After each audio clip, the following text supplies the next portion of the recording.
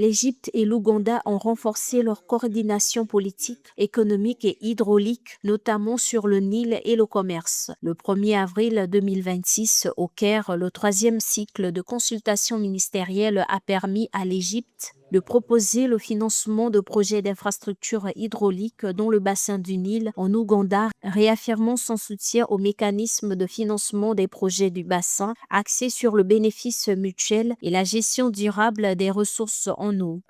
Nous avons abordé l'égalité de l'Égypte et son engagement à soutenir la réalisation de projets hydriques. Cela inclut la construction de barrages en Ouganda et à travers le bassin du Nil Sud. Cette démarche tient compte de la position claire de l'Égypte concernant le droit au développement des pays du bassin du Nil, fondé sur le principe de l'obtention de bénéfices mutuels.